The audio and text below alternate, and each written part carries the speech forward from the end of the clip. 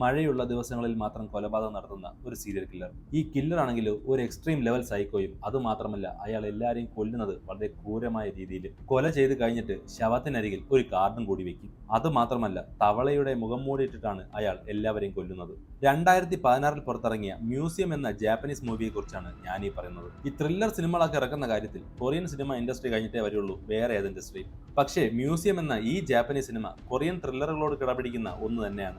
അമ്മാതിരി മേക്കിങ്ങും കഥയും. ഇനി കഥയിലേക്ക് വരികയാണെങ്കിൽ, നമ്മുടെ നായകൻ ഒരു പോലീസ് ഉദ്യോഗസ്ഥനാണ്. അയാൾക്കൊരു ഭാര്യയും മകനും ഒക്കെ ഉണ്ട്. പക്ഷേ അയാളുടെ കുടുംബജീവിതം അത്ര നന്നായിട്ടല്ല പോകുന്നത്. അങ്ങനെ ഇരിക്കെ മഴയുള്ള ദിവസങ്ങളിൽ നഗരത്തിൽ കൊലപാതകങ്ങൾ അരങ്ങേറുന്നു. ഇതിന്റെ അന്വേഷണ ചുമതല കിട്ടിയതോ നമ്മുടെ നായകന്. സംഭവ സ്ഥലത്തൊന്നും ഒരു കുറിപ്പല്ലാതെ വേറെ തെളിവുകളൊന്നും കിട്ടുന്നില്ല. പക്ഷെ നമ്മുടെ നായകന് ഒരു കാര്യം മനസ്സിലായി: ഈ കൊലപാതകങ്ങളും ഈ കൊലപാതകയും താനും തമ്മിൽ എന്തോ ബന്ധമുണ്ടെന്ന്. ആരാണ് ഈ കൊലയാളി?